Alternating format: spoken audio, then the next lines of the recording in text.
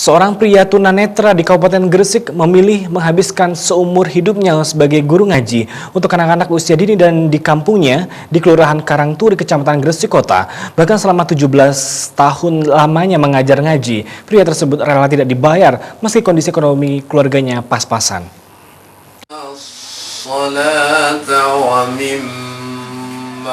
Inilah Ustadz Saiful Arif, seorang pria tunanetra yang tinggal di Kelurahan Karangturi, Kecamatan Kota Gresik, Kabupaten Gresik. Meski mengalami keterbatasan, ia tak pernah putus asa. Ustadz Saiful terus mengamalkan ilmunya dengan mengajar ngaji untuk anak-anak. Menjadi seorang guru ngaji merupakan pilihan hidup yang harus ia jalani selama belasan tahun. Tinggal di rumah sederhana, setiap harinya Ustadz Saiful berkumpul bersama puluhan anak-anak di kampungnya untuk diajak belajar mengaji bersama. Selama bulan suci Ramadan, anak-anak yang ikut kian bertambah banyak. Ustadz Saiful pun semakin senang. Tak heran jika setiap hari, pagi dan sore, terutama saat menunggu waktu berbuka puasa, rumah Ustadz Saiful dipenuhi lantunan ayat-ayat suci suara anak-anak yang terdengar indah di telinga. Rahelul Ul misalnya, ia mengaku senang bisa belajar mengaji ke Ustadz Saiful Arif karena kesabarannya saat mengajar ngaji Iqra sampai Al-Quran. Gimana sih kalau ngaji di Abi? Senang. Kenapa kok senang? Karena Abi ngajarnya santai, nggak tegang, menyenangkan, dan aku terasa nyaman.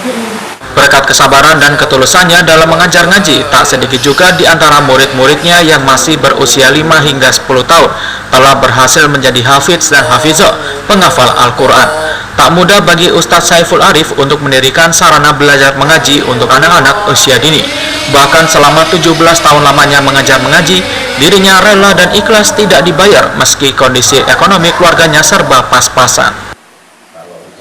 Sederhana, hidup ini pasti ada akhirnya, dan di saat kita mengakhiri hidup kita perlu bekal, kita perlu modal yang cukup.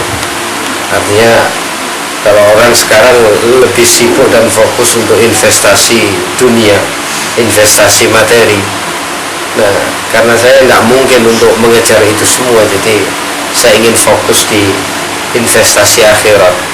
Karena guru saya pernah berpesan, kalau kau menanam padi, rumput pasti tumbuh. Tapi sekiranya kau menanam rumput, jangan mimpi kau memanen padi. Terlahir dengan kedua indera yang tak bisa melihat, justru membuatnya lebih bersyukur dengan menghabiskan masa mudanya untuk menghafal kitab suci Al-Quran.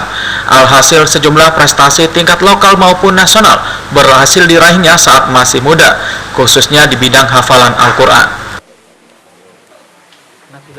Muhammad Basair, Surabaya TV.